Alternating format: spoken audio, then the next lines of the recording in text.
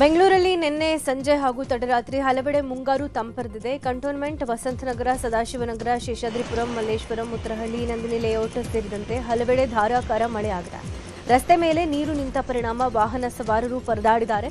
ಮುಂದಿನ 5 ದಿನ ರಾಜ್ಯಾದ್ಯಂತ ಮಳೆ ಮುನ್ಸೂಚನೆ ಹವಾಮಾನ ಇಲಾಖೆ ಕೊಟ್ಟಿದೆ. ಉತ್ತರ ಒಳನಾಡು ಪ್ರದೇಶಗಳಿಗೆ ಯೆಲ್ಲೋ ಅಲರ್ಟ್ ಘೋಷಣೆ ಮಾಡಲಾಗಿದೆ. ದಕ್ಷಿಣ ಒಳನಾಡಿಗೆ ಸಾಧಾರಣ ಮಳೆಯಾಗುವ ಸಾಧ್ಯತೆ ಇದೆ.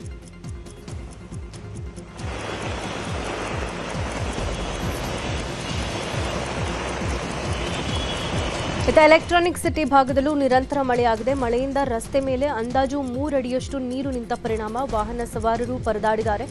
ನೀರು ನಿಂತ ರಸ್ತೆಯಲ್ಲೇ ಜನ ಸರ್ಕಸ್ ನಡೆಸಿದ್ದಾರೆ.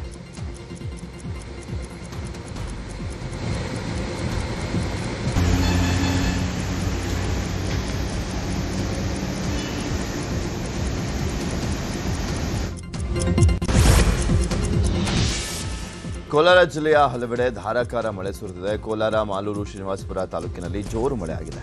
ಮಳೆಯಿಂದಾಗಿ ಕೋಲಾರ ನಗರದ ಖಾದ್ರಿಪುರ ರೈಲ್ವೆ ಅಂಡರ್ ಪಾಸ್ ಜಲಾವೃತ ಆಗಿದೆ. ಪರಿಣಾಮ ಕಾರಂಜಿಕಟ್ಟೆ ಹಾಗೂ ಖಾದ್ರಿಪುರ ಬಡಾವಣೆ ನಡುವೆ ವಾಹನ ಸಂಚಾರ ಸ್ಥಗಿತಗೊಂಡಿದೆ. ಅವೈಜ್ಞಾನಿಕವಾಗಿ ನಿರ್ಮಿಸಿರುವಂತಹ ಅಂಡರ್ ಪಾಸ್ನಲ್ಲಿ 4 ಅಡಿಗಳಷ್ಟು ಎತ್ತರ ನಿಂತು ಅವಾಂತರ ಉಂಟಾಗಿದೆ.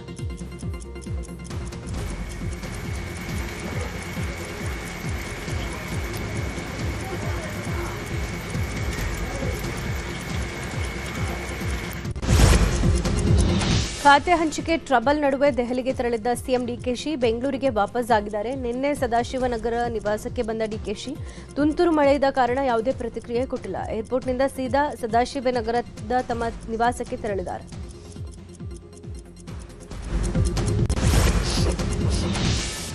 ಎರಡು 3 ದಿನಗಳಿಂದ ನವದೆಹಲಿ ಪ್ರವಾಸದಲ್ಲಿದ್ದಂಥ ಸಿಎಂ ಡಿಕೆ ಶಿವಕುಮಾರ್ ಕೇಂದ್ರ ಗೃಹ ಸಚಿವ ಅಮಿತ್ ಶಾ ಅವರನ್ನ ಭೇಟಿಯಾಗಿದ್ದಾರೆ. ಸಿಎಂ ಡಿಕೆ ಶಿವಕುಮಾರ್ಗೆ ಅಮಿತ್ ಶಾ ಶುಭಾಶಯವನ್ನ ಕೋರಿ ಸ್ವಾಗತಿಸಿದರು. ಇದೇ ವೇಳೆ ರಾಜ್ಯದ ಅಭಿವೃದ್ಧಿಗೆ ಕೇಂದ್ರದ ಸಹಕಾರ ಬೇಕು ಅಂತ ಅಮಿತ್ ಶಾಗೆ ಡಿಕೆಶಿ ಮನವಿಯನ್ನು ಮಾಡಿಕೊಂಡಿದ್ದಾರೆ. 3 ದಿನಗಳ ಭೇಟಿಯಲ್ಲಿ ಹಲವು ಕೇಂದ್ರ ಸಚಿವರನ್ನ ಭೇಟಿಯಾಗಿ ರಾಜ್ಯಕ್ಕೆ ಅನುದಾನ ಸೇರಿದಂತೆ ಹಲವು ನೀರಾವರಿ ಯೋಜನೆಗಳ ಜಾರಿಗೆ ಸಹಕಾರವನ್ನು ಕೋರಿದ್ದಾರೆ. ಇವತ್ತು ಮುಖ್ಯಮಂತ್ರಿ ಡಿಕೆಶಿ ಅಧ್ಯಕ್ಷತೆಯಲ್ಲಿ ವಿವಿಧ ಇಲಾಖೆಗಳ ಹಿರಿಯ ಅಧಿಕಾರಿಗಳೊಂದಿಗೆ ಮಹತ್ವದ ಸಭೆ ನಡೆಯಲಿದೆ. ವಿಧಾನಸೌಧದಲ್ಲಿ ಬೆಳಗ್ಗೆ 9 ರಿಂದ 9:30 ಶಿಕ್ಷಣ ಇಲಾಖೆಯ ಸಭೆ ನಡೆಯಲಿದೆ. ಶಾಲೆ ದಾಖಲಾತಿ, ಪಠ್ಯ ಪುಸ್ತಕ ವಿತರಣೆ, ವಿದ್ಯಾರ್ಥಿಗಳ ಆರೋಗ್ಯ ಸೇವೆ ಕುರಿತು ಸಭೆಯಲ್ಲಿ ಚರ್ಚೆ ನಡೆಸಲಿದ್ದಾರೆ. ಸಭೆಯಲ್ಲಿ ಸರ್ಕಾರದ ಮುಖ್ಯ ಕಾರ್ಯದರ್ಶಿ, ಶಿಕ್ಷಣ ಇಲಾಖೆಯ ಹಿರಿಯ ಅಧಿಕಾರಿಗಳು ಭಾಗಿಯಾಗಲಿದ್ದಾರೆ. ಇದಾದ ಬಳಿಕ 10-15ಕ್ಕೆ ರಾಜ್ಯದ ಎಲ್ಲಾ ಜಿಲ್ಲಾಧಿಕಾರಿಗಳು, ಜಿಲ್ಲಾ ಪಂಚಾಯತ್ ಸಿಇಒ, ಎಸ್ಪಿಗಳೊಂದಿಗೆ ಸಭೆ ನಡೆಸಲಿದ್ದಾರೆ. ರಾಜ್ಯದಾದ್ಯಂತ ಉದ್ಭವಿಸಿರುವ ರಸಗೊಬ್ಬರ ಕೊರತೆ ಸೇರಿದಂತೆ ಹಲವು ವಿಷಯಗಳ ಬಗ್ಗೆ ಚರ್ಚೆ ನಡೆಸಲಿದ್ದಾರೆ.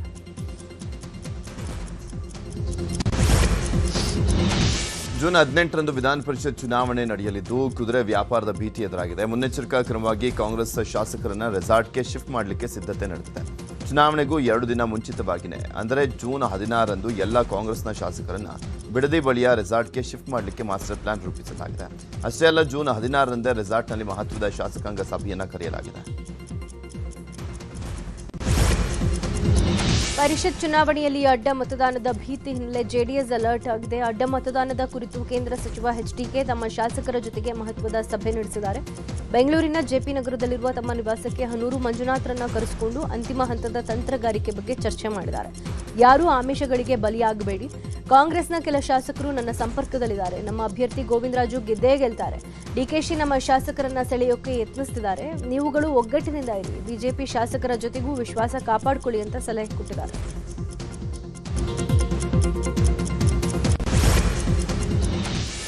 ಸಿಎಂ ಡಿಕೆ ಶಿವಕುಮಾರ್ ಸಂಪುಟದಲ್ಲಿ ಸಚಿವ ಸ್ಥಾನಕ್ಕಾಗಿ ಪೈಪೋಟಿ ಮುಂದುವರೆದಿದೆ. ಸಚಿವ ಸಂಪುಟ ವಿಸ್ತರಣೆ ವೇಳೆ ಬೋವಿ, ಲಂಬಾಣಿ ಜನಾಂಗದ ಶಾಸಕರನ್ನ ಸಚಿವರನ್ನಾಗಿ ಮಾಡಬೇಕು ಅಂತ ಬೋವಿ, ಲಂಬಾಣಿ, ಕೊರಮ್ಮ ಒಕ್ಕೂಟದ ಸದಸ್ಯರು ಆಗ್ರಹಿಸಿದ್ದಾರೆ. ಕೊಪ್ಪಳದಲ್ಲಿ ರುದ್ರಪ್ಪ ಲಂಬಾಣಿ ಪರ ಪ್ರತಿಭಟನೆಯನ್ನ ಮಾಡಲಾಯಿತು. ಇನ್ನು ಬಳ್ಳಾರಿ ಗ್ರಾಮಾಂತರ ಕ್ಷೇತ್ರದ ಶಾಸಕ ಬಿ ನಾಗೇಂದ್ರಗೆ ಸಚಿವ ಸ್ಥಾನ ಸಿಗಲೆಂದು ಬಳ್ಳಾರಿಯಲ್ಲಿ ಕಾಂಗ್ರೆಸ್ ಮುಖಂಡರು ವಿಶೇಷ ಪ್ರಾರ್ಥನೆಯನ್ನು ಸಲ್ಲಿಸಿದ್ದಾರೆ. ಬಳ್ಳಾರಿ ನಗರದ ದಿವಾನೆ ಮಸ್ತಾನ್ ವಲಿ ಬಾಬಾ ದರ್ಗಾದಲ್ಲಿ ವಿಶೇಷ ಪ್ರಾರ್ಥನೆಯನ್ನು ಮಾಡಿದರು. ಕೌಲ್ ಬಜಾರ್ ಪ್ರದೇಶದ ಮಹಾನಗರ ಪಾಲಿಕೆ ಸದಸ್ಯರು ಹಾಗೂ ಕಾಂಗ್ರೆಸ್ ಮುಖಂಡರ ನೇತೃತ್ವದಲ್ಲಿ ದರ್ಗಾದಲ್ಲಿ ಪೂಜೆಯನ್ನು ಮಾಡಲಾಯಿತು. ಇನ್ನು ಪಾವಗಡ ಶಾಸಕ ಎಚ್.ವಿ. ವೆಂಕಟೇಶ್ ಅವರಿಗೆ ಸಚಿವ ಸ್ಥಾನ ನೀಡಬೇಕು ಅಂತ ಶ್ರೀ ಇಮ್ಮಡಿ ಸಿದ್ದರಾಮೇಶ್ವರ ಬೋವಿ ಸಂಘದ ಮುಖಂಡರು ರಾಜ್ಯ ಸರ್ಕಾರವನ್ನು ಒತ್ತಾಯ ಮಾಡಿದ್ರು. ತುಮಕೂರು ಜಿಲ್ಲೆಯ ಪಾವಗಡದ ಪ್ರವಾಸಿ ಮಂದಿರದಲ್ಲಿ ಜಂಟಿ ಸುದ್ದಿಗೋಷ್ಠಿ ನಡೆಸಿ ಮಾತನಾಡಿದರು. ಶಾಸಕರು ವೆಂಕಟೇಶಣ್ಣನವ್ರಿಗೆ ಯುವಕರ ಕೋಟದಲ್ಲಿ ಮತ್ತು ನಮ್ಮ ಬೋವಿ ಸಮಾಜದ ಕೋಟದಲ್ಲಿ ಯಾವುದೇ ಮಂತ್ರಿ ಸ್ಥಾನವನ್ನು ಕೊಡಬೇಕಾಗಿ ನಾವು ಕೇಳ್ಕೊತಾ ಇದ್ದೀವಿ. ಮತ್ತು ಅವರು ಇಲ್ಲಿನ ಹೆಚ್ಚಿನ ಕೆಲಸ ಮಾಡಿದ್ದಾರೆ, ನಮ್ಮ ಸಮಾಜಕ್ಕೆ ಒಳ್ಳೆಯ ಒಂದು ಇದಾಗ್ತದೆ. ಮತ್ತು ನಾವು ಸಿದ್ದರಾಮೇಶ್ವರ ಸ್ವಾಮಿಗಳು ಸಮೇತ ನೀವು ಆಗ್ರಿ ಅಂತ ಹೇಳಿದ್ದಾರೆ. ಆಲ್ರೆಡಿ ಶಿವರಾಜ್ ಸಂಗಡಿ ಅವ್ರಿಗೆ 3 ಸರಿ ಸಚಿವ ಸ್ಥಾನ ಕೊಟ್ಟಿದ್ದಾರೆ. ಈ ಸರಿ ನಮ್ಮ ವೆಂಕಟೇಶಣ್ಣವ್ರಿಗೆ ನಮ್ಮ ಗಡಿ ಭಾಗದಲ್ಲಿ ಕೊಡಬೇಕೆಂದು ಕೋರ್ಕೊತಾ ಇದ್ದೀವಿ. ತಮಿಳುನಾಡು ಮುಖ್ಯಮಂತ್ರಿ ವಿಜಯ್ ನಿನ್ನೆ ಉಡುಪಿ ಜಿಲ್ಲೆಯ ಕೊಲ್ಲೂರು ಮೂಕಾಂಬಿಕಾ ದೇವಸ್ಥಾನಕ್ಕೆ ಭೇಟಿ ಕೊಟ್ಟು ವಿಶೇಷ ಪೂಜೆ ಸಲ್ಲಿಸಿದ್ದಾರೆ.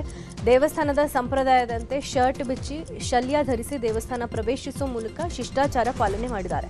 ಪ್ರಧಾನ ಅರ್ಚಕ ರಾಮಚಂದ್ರ ಅಡಿಗ ನೇತೃತ್ವದಲ್ಲಿ ಸಂಕಲ್ಪ ಪೂಜೆ ನೆರವೇರಿಸಲಾಗಿದೆ. ಶಕ್ತಿದೇವಿಗೆ 1 ಕೆಜಿ 600 ಗ್ರಾಂ ತೂಕದ ಬೆಳ್ಳಿ ಖಡ್ಗ, ರೇಷ್ಮೆ ಸೀರೆ, ಫಲ ತಾಂಬೂಲ ಅರ್ಪಿಸಿ ವಿಜಯ್ ಪ್ರಾರ್ಥನೆ ಸಲ್ಲಿಸಿದರು. ಈ ವೇಳೆ ಮಂತ್ರ ಘೋಷಣೆಯೊಂದಿಗೆ ಅರ್ಚಕ ವೃಂದದವರಿಂದ ಪೂಜಾ ವಿಧಿವಿಧಾನ ನೆರವೇರಿತು.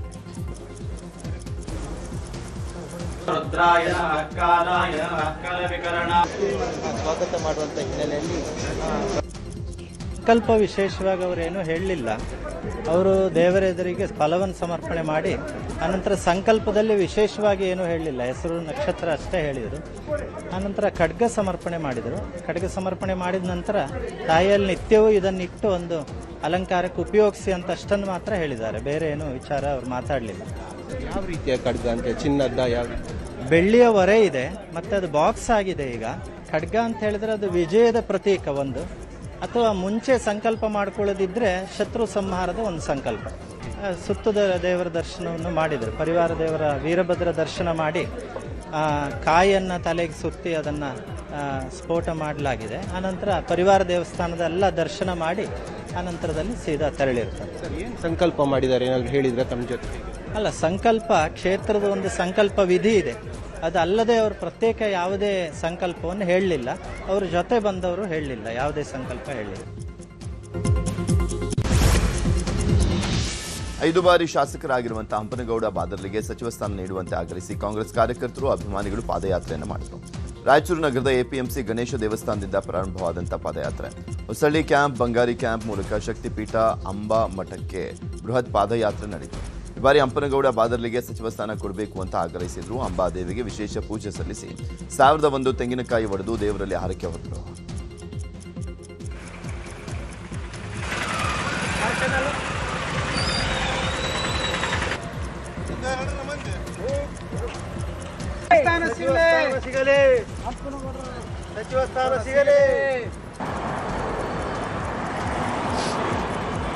ನಮ್ಮ ಸಿಂಧನೂರಲ್ಲಿ ಈವರೆಗೆ ಕಾಂಗ್ರೆಸ್ ಪಕ್ಷ ವತಿಯಿಂದ ಯಾರೇ ಶಾಸಕರಿಗೆ ಸಚಿವ ಸ್ಥಾನ ನೀಡಿಲ್ಲ. ದಯವಿಟ್ಟು ಕಾಂಗ್ರೆಸ್ ಪಕ್ಷದ ಎಲ್ಲ ಮುಖಂಡರಿಗೆ ನಾವು ವಿನಂತಿಸಿಕೊಳ್ಳುವುದೇನೆಂದರೆ ಬ್ಲಾಕ್ ಕಾಂಗ್ರೆಸ್ ವತಿಯಿಂದ ನಮಗೆ ಸಿಂಧನೂರಿಗೆ 5 ಬಾರಿ ಶಾಸಕರಾದ ಹಂಪನಗೌಡರಿಗೆ ಸಚಿವ ಸ್ಥಾನ ನೀಡಬೇಕು ಮತ್ತು ಸಿಂಧನೂರು ಮತ್ತು ರಾಯಚೂರು ಕೊಪ್ಪಳ ಜಿಲ್ಲೆಯಲ್ಲಿ ಅಭಿವೃದ್ಧಿಗೆ ಶ್ರಮಿಸುತ್ತಿರುವ ಹಂಪನಗೌಡರಿಗೆ ಸಾಮಾಜಿಕ ನ್ಯಾಯದಲ್ಲಿ ಅವರಿಗೆ ಒದಗಿಸಬೇಕೆಂದು ನಾನು ವಿನಂತಿಸುತ್ತೇನೆ. ವಿಜಯಪುರ ಜಿಲ್ಲೆ ಇಂಡಿ ತಾಲೂಕಿನ ಜೇವೂರ ಗ್ರಾಮದಲ್ಲಿ ಪ್ರಧಾನಮಂತ್ರಿ ನರೇಂದ್ರ ಮೋದಿ 12 ವರ್ಷದ ಸಾಧನಾ ಸಮಾರಂಭ ನಡೆಯಿತು. ಭಾರತೀಯ ಜನತಾ ಪಾರ್ಟಿ ಇಂಡಿ ಮಂಡಲ ವತಿಯಿಂದ ನಡೆದ ಕಾರ್ಯಕ್ರಮವನ್ನು ಸಂಸದ ರಮೇಶ್ ಜಿಗಜಿಣಗಿ ಉದ್ಘಾಟಿಸಿದರು. ಈ ವೇಳೆ ಮಾತನಾಡಿದ ರಮೇಶ್ ಜಿಗಜಿಣಗಿ, ಪ್ರಧಾನಿ ಮೋದಿ ಅವರ 12 ವರ್ಷಗಳ ಆಡಳಿತ ಡಿಜಿಟಲ್ ಕ್ರಾಂತಿ, ಆತ್ಮನಿರ್ಭರ್ ಭಾರತ, ಮೂಲಸೌಕರ್ಯ ಅಭಿವೃದ್ಧಿ, ಸಾಮಾಜಿಕ ಕಲ್ಯಾಣ ಯೋಜನೆಗಳು ಮತ್ತು ಪ್ರಮುಖ ಆರ್ಥಿಕ ಸುಧಾರಣೆಗಳಿಗೆ ಸಾಕ್ಷಿಯಾಗಿದೆ ಅಂತ ಹೇಳಿದರು. ಕಾರ್ಯಕ್ರಮದಲ್ಲಿ ಪಕ್ಷದ ಪದಾಧಿಕಾರಿಗಳು, ಕಾರ್ಯಕರ್ತರು ಭಾಗಿಯಾಗಿದ್ದರು.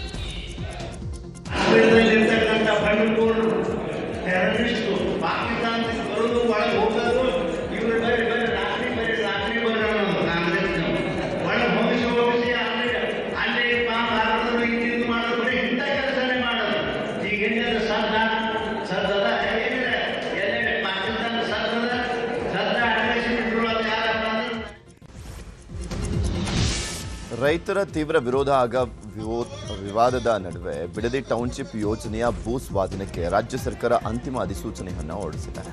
ಈ ಯೋಜನೆಯ ಮೊದಲ ಹಂತದಲ್ಲೇ 500 ಎಕರೆ ಭೂಮಿಯನ್ನು ಸ್ವಾಧೀನಪಡಿಸಿಕೊಳ್ಳಲು ಸರ್ಕಾರ ಕ್ರಮ ಆರಂಭಿಸಿದೆ. ಮೊದಲ ಹಂತದ ಭೂ ಸ್ವಾಧೀನ ರಾಮನಗರ ಹಾಗೂ ಆರುಹಳ್ಳಿ ತಾಲೂಕುಗಳ ವ್ಯಾಪ್ತಿಯಲ್ಲಿ ನಡೆಯಲಿದೆ.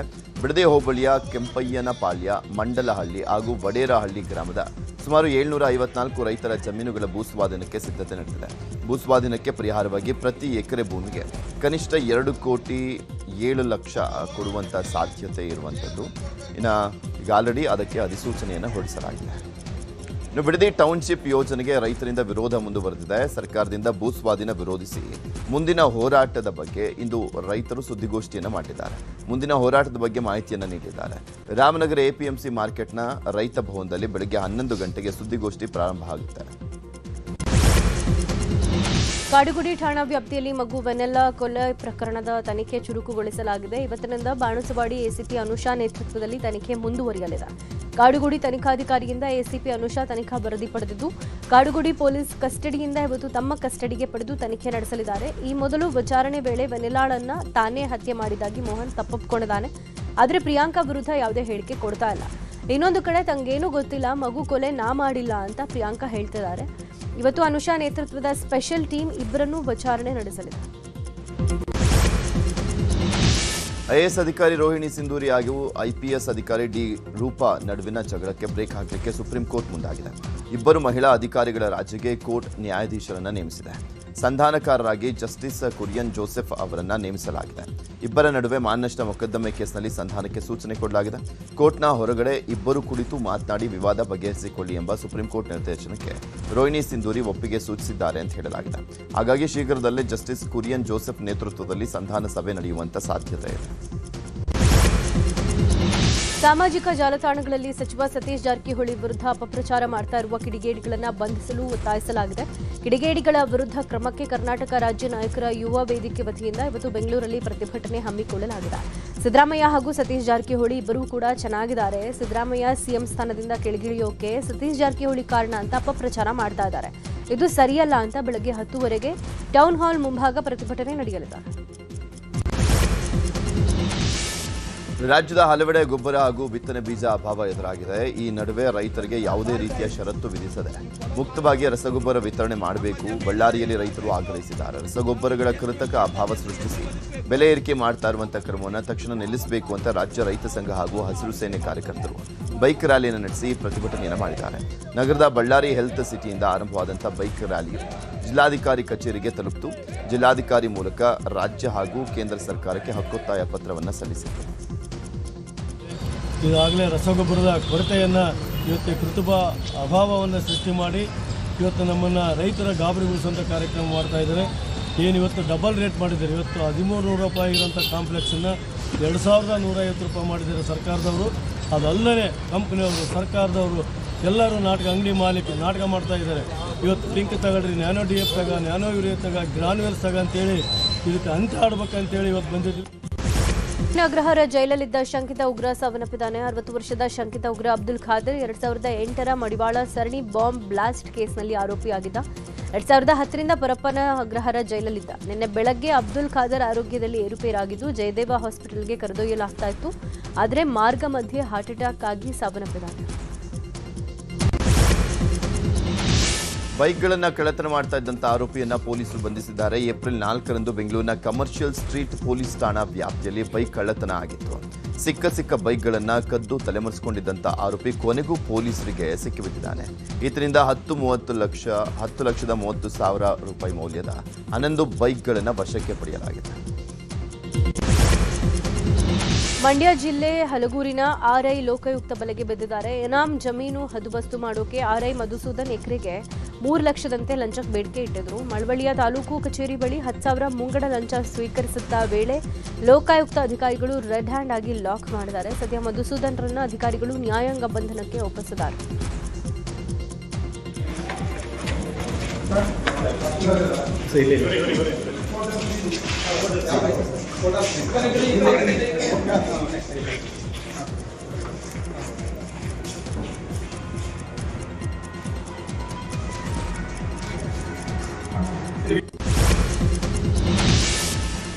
ಕೋಲಾರ ಜಿಲ್ಲೆಯ ಬಂಗಾರಪೇಟೆ ನಗರದಲ್ಲಿ ನಡೆದಿದ್ದಂಥ ಮನೆ ಕಳವು ಪ್ರಕರಣವನ್ನು ಪೊಲೀಸರು ಭೇದಿಸಿದ್ದಾರೆ. ಬಂಗಾರಪೇಟೆಯ ಬಾಬಾನಗರದಲ್ಲಿ ಮಾರ್ಚ್ 3ರಂದು ಮಾಧವಿ ಎಂಬುವರ ಮನೆಯ ಬಾಗಿಲನ್ನು ಒಡೆದು ಕಳ್ಳರು ಒಡವೆ ನಗದನ್ನು ದೋಚಿ ಪರಾರಿಯಾಗಿದ್ದರು. ಘಟನೆಯ ಸಂಬಂಧ ಬಂಗಾರಪೇಟೆ ಪೊಲೀಸರು ಠಾಣೆಯಲ್ಲಿ ಕೇಸ್ ದಾಖಲು ಮಾಡಿದ್ರು.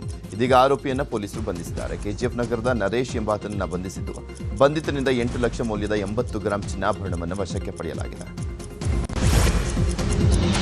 ಇನ್ಸ್ಟಾಗ್ರಾಮ್ ಫೇಸ್ಬುಕ್ ಮೂಲಕ ಮಹಿಳೆಯರನ್ನ ಪರಿಚಯ ಮಾಡಿಕೊಂಡು ವಂಚಿಸ್ತಾ ಇದ್ದ ಆರೋಪಿಯನ್ನ ಚಿತ್ರದುರ್ಗ ಜಿಲ್ಲೆಯಲ್ಲಿ ಪೊಲೀಸರು ಬಂಧಿಸಿದ್ದಾರೆ. ಇನ್ಸ್ಟಾಗ್ರಾಮ್ ಫೇಸ್ಬುಕ್ ಮೂಲಕ ಮಹಿಳೆಯರ ಪರಿಚಯ ಮಾಡಿಕೊಂಡು ಕೆಲಸ ಕೊಡಿಸೋದಾಗಿ ನಂಬಿಸಿ ಅವರನ್ನ ಲೈಂಗಿಕವಾಗಿ ಬಳಸಿಕೊಂಡು ಹೆದರಿಸಿ ನಗದು ಚಿನ್ನಾಭರಣವನ್ನು ಪೀಕ್ತಾ ಇದ್ದ. ಈ ಪ್ರಕರಣ ಬೆನ್ನು ಹತ್ತಿದ ಹೊಸದುರ್ಗ ಪೊಲೀಸರು ಹೊಳಲ್ಕೆರೆ ತಾಲೂಕು ಇಡೇಹಳ್ಳಿ ಗ್ರಾಮ ಮೂಲದ ಆರೋಪಿ ಬಸವರಾಜನನ್ನ ಬಂಧಿಸಿದ್ದಾರೆ. ಬಂಧಿತನಿಂದ ಕೃತ್ಯಕ್ಕೆ ಬಳಸಿದ ಬೈಕ್, ಮಹಿಳೆಯರ ಬಳಿ ಕಬಳಿಸಿದ 158 ಗ್ರಾಂ ಚಿನ್ನವನ್ನು ವಶಕ್ಕೆ ಪಡೆದಿದ್ದಾರೆ. ವಿದ್ಯುತ್ ವಲಯವನ್ನ ಸಂಪೂರ್ಣವಾಗಿ ಖಾಸಗೀಕರಣಗೊಳಿಸುವಂತ ಉದ್ದೇಶ ಹೊಂದಿರುವಂತಹ ವಿದ್ಯುತ್ ಮಸೂದೆಯನ್ನ ಅಖಿಲ ಭಾರತ ವಿದ್ಯುತ್ ಇಂಜಿನಿಯರ್ಗಳ ಒಕ್ಕೂಟ ತೀವ್ರವಾಗಿ ವಿರೋಧ ಮಾಡಿದೆ. ಈ ಮಸೂದೆಯನ್ನ ತಕ್ಷಣವೇ ಹಿಂಪಡೆಯುವಂತೆ ಆಗ್ರಹಿಸಿದೆ. ನಗರದಲ್ಲಿ ನಡೆದಂತ 21 ರಾಜ್ಯಗಳ ಪ್ರತಿನಿಧಿಗಳು ಭಾಗವಹಿಸಿದ್ದಂಥ ಕಾರ್ಯಕಾರಿ ಸಮಿತಿ ಸಭೆಯಲ್ಲಿ ಕರ್ನಾಟಕದಲ್ಲಿ ಖಾಸಗಿ ಕಂಪನಿಗೆ ಸಮಾನಾಂತರ ವಿದ್ಯುತ್ ವಿತರಣಾ ಪರವಾನಗಿ ನೀಡುವಂತ ಪ್ರಸ್ತಾವನೆಯನ್ನು ವಿರೋಧಿಸಿದರು. ಸಾರ್ವಜನಿಕ ವಿದ್ಯುತ್ ಸರಬರಾಜು ಕಂಪನಿಗಳು ಆರ್ಥಿಕವಾಗಿ ದುರ್ಬಲಗೊಳ್ಳಲಿದ್ದು ರೈತರು ಹಾಗೂ ಸಾಮಾನ್ಯ ಗ್ರಾಹಕರ ಮೇಲಿನ ವಿದ್ಯುತ್ ದರದ ಹೊರೆ ತೀವ್ರವಾಗಿ ಹೆಚ್ಚಾಗಲಿದೆ. ಮುಂಬರುವ ಸಂಸತ್ತಿನ ಮುಂಗಾರು ಅಧಿವೇಶನದಲ್ಲಿ ಈ ಮಸೂದೆಯನ್ನ ಮಂಡಿಸಿದರೆ ರಾಷ್ಟ್ರವ್ಯಾಪಿ ಉಗ್ರ ಹೋರಾಟ ಹಮ್ಮಿಕೊಳ್ಳಲಾಗುತ್ತೆ ಅಂತ ಕೆಇಬಿ ಇಂಜಿನಿಯರ್ಗಳ ಸಂಘದ ಅಧ್ಯಕ್ಷ ಬಸವಣ್ಣ ಹಾಗೂ ಪ್ರಧಾನ ಕಾರ್ಯದರ್ಶಿ ಚಂದ್ರಶೇಖರ್ ದೇಸಾಯಿ ತಿಳಿಸಿದರು. ಲಾಭ ಮಾಡದೆ ಅವರು ಚಾರಿಟಿ ಮಾಡಕ್ಕೆ ಬರಲ್ಲ ಸರ್. ಖಾಸಗಿಯವರು ಮೂಲ ಉದ್ದೇಶ ಲಾಭ ಇಟ್ಕೊಂಡೇ ಬರ್ತಾರೆ. ಇದ್ರ ಉದ್ದೇಶ ಏನು ಅಂದರೆ ಈ ಕೆಲವು ಬಂಡವಾಳಶಾಹಿಗಳಿಗೆ ಅನುಕೂಲ ಮಾಡೋ ಉದ್ದೇಶ ಅಷ್ಟೇ ಸರ್. ಒಂದಷ್ಟು ಈ ಬಂಡವಾಳಶಾಹಿಗಳಿದ್ದಾರೆ, ಅವ್ರಿಗಷ್ಟೇ ಅನುಕೂಲ ಆಗುತ್ತೆ ಹೊತ್ತು ಜನಸಾಮಾನ್ಯರಿಗೆ ಅನುಕೂಲ ಆಗಲ್ಲ ಸರ್. ಬೆಂಗಳೂರಿನ ಯಶವಂತಪುರದ ಗೋಡೌನ್ನಲ್ಲಿ 240 ಕ್ವಿಂಟಾಲ್ ಪಡಿತರ ಅಕ್ಕಿ ಮೂಟೆಗಳು ನಾಪತ್ತೆಯಾಗಿದೆ. ದಿಢೀರ್ ದಾಳಿ ಮಾಡಿದ ನ್ಯಾಯಮೂರ್ತಿ ಬಿಎಸ್ ಪಾಟೀಲ್ ಗೋಡೌನ್ ಸಿಬ್ಬಂದಿಗೆ ತರಾಟೆಗೆ ತೆಗೆದುಕೊಂಡಿದ್ದಾರೆ. ಅಧಿಕಾರಿಗಳು ಗೋಡೌನ್ನಲ್ಲಿರುವ ಮೂಟೆಗಳ ಲೆಕ್ಕ ಪರಿಶೀಲನೆ ಮಾಡಿದ್ರು. 100 ಕ್ವಿಂಟಾಲ್ ಪಡಿತರ ಅಕ್ಕಿ ಖಾಸಗಿ ವಲಯಕ್ಕೆ ಮಾರಾಟ ಆಗಿರೋದು ಪತ್ತೆಯಾಗಿದೆ. ಬಿಲ್ ಇಲ್ಲದೆ ಅಕ್ಕಿ ಮೂಟೆಗಳನ್ನು ಖಾಸಗಿ ಕಂಪನಿಗಳಿಗೆ ಮಾರಾಟ ಮಾಡಿದ್ದಾರೆ. ಬೀದರ್ ಗ್ರಾಮೀಣ ಠಾಣೆಯ ಪೊಲೀಸರು ಭರ್ಜರಿ ಕಾರ್ಯಾಚರಣೆಯನ್ನು ಮಾಡಿದ್ದಾರೆ. ಅಕ್ರಮವಾಗಿ ಗಾಂಜಾ ಸಾಗಿಸ್ತಾ ಇದ್ದಂಥ 2 ಆರೋಪಿಗಳನ್ನು ಬಂಧಿಸಿದ್ದಾರೆ. ಆರೋಪಿಗಳಿಂದ 5.88 ಲಕ್ಷ ರೂಪಾಯಿ ಮೌಲ್ಯದ 11 ಕೆಜಿ 775 ಗ್ರಾಂ ಗಾಂಜಾ ಹಾಗೂ ಕೃತ್ಯಕ್ಕೆ ಬಳಸಿದಂಥ ದ್ವಿಚಕ್ರ ವಾಹನ ಸೇರಿದಂತೆ ಒಟ್ಟು 6.38 ಲಕ್ಷ ರೂಪಾಯಿ ಮೌಲ್ಯದ ವಸ್ತುಗಳನ್ನು ವಶಪಡಿಸಿಕೊಳ್ಳಲಾಗಿದೆ. ಇನ್ನು ಒಣ ಗಾಂಜಾವನ್ನು ಅಕ್ರಮವಾಗಿ ಸಂಗ್ರಹಿಸಿಟ್ಟಿದ್ದಂಥ ಯುವಕನೊಬ್ಬನನ್ನ ಬೆಂಗಳೂರು ಗ್ರಾಮಾಂತರ ಜಿಲ್ಲೆಯ ದೊಡ್ಡಬಳ್ಳಾಪುರ ನಗರ ಪೊಲೀಸರು ಬಂಧಿಸಿದ್ದಾರೆ. ಉತ್ತರ ಪ್ರದೇಶ ಮೂಲದ 23 ವರ್ಷದ ಮುಷ್ರಫ್ ಅಲಿ ಬಂಧಿತ ಆರೋಪಿ. ಆರೋಪಿಯು ಗಾಂಜಾ ಮಾರಾಟ ಮಾಡುವ ಉದ್ದೇಶದಿಂದ ಉತ್ತರ ಪ್ರದೇಶದಿಂದ ದೊಡ್ಡಬಳ್ಳಾಪುರಕ್ಕೆ ತಂದು ತನ್ನ ಮನೆಯಲ್ಲಿ 6 ಕೆಜಿ 126 ಗ್ರಾಂ ಒಣ ಗಾಂಜಾವನ್ನು ಸಂಗ್ರಹಿಸಿದ. ಹಿಂದೂ ಧರ್ಮದ ಬಗ್ಗೆ ಅವಹೇಳನಕಾರಿ ಭಾಷಣ ಮಾಡಿದ ಆರೋಪದ ಹಿನ್ನೆಲೆ ಪ್ರೊಫೆಸರ್ ಕೆಎಸ್ ಭಗವಾನ್ ವಿರುದ್ಧ ದೂರು ದಾಖಲಾಗಿದೆ. ಕೆಎಸ್ ಭಗವಾನ್ ವಿರುದ್ಧ ಸಿಕೆ ಅಚ್ಚುಕಟ್ಟು ಠಾಣೆಗೆ ಎಚ್ಎಂ ಸುರೇಶ್ ಅನ್ನೋರು ದೂರು ಕೊಟ್ಟಿದ್ದಾರೆ. ಕರ್ನಾಟಕ ದಲಿತ ಸಂಘರ್ಷ ಸಮಿತಿ ಆಯೋಜಿಸಿದ ಕಾರ್ಯಕ್ರಮದಲ್ಲಿ ಪ್ರೊಫೆಸರ್ ಕೆಎಸ್ ಭಗವಾನ್ ಮಾತನಾಡಿ ವಿವಾದಾತ್ಮಕ ಹೇಳಿಕೆ ಕೊಟ್ಟಿದ್ದರು. ದಶರಥನ ತಂದೆಗೆ ಶ್ರೀರಾಮಚಂದ್ರ ಹುಟ್ಟಿದವನಲ್ಲ. ಪುತ್ರಕಾಮೇಷ್ಟಿ ಯಾಗದಲ್ಲಿ ರಾಣಿಯರ ಜೊತೆ ಮಲಗಬೇಕಿತ್ತು. ಶ್ರೀರಾಮನು ಪುರೋಹಿತರಿಗೆ ಹುಟ್ಟಿದವನು. ಹಿಂದೂ ದೇವರಿಗೆ ಪೂಜೆ ಮಾಡಬಾರದು ಅಂತ ಭಗವಾನ್ ಹೇಳಿದರು.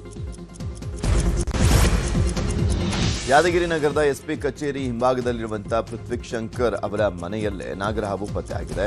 2 ದಿನಗಳ ಅಂತರದಲ್ಲಿ 3 ಹಾವುಗಳು ಕಾಣಿಸಿಕೊಂಡಿದೆ. ತಕ್ಷಣ ಉರಗ ತಜ್ಞ ಚಾಂದ್ ಪಾಷಾ ಅವರನ್ನು ಕರೆಸಿ ಹಾವುಗಳನ್ನು ಸುರಕ್ಷಿತವಾಗಿ ಸೆರೆ ಹಿಡಿಯಲಾಗಿದೆ.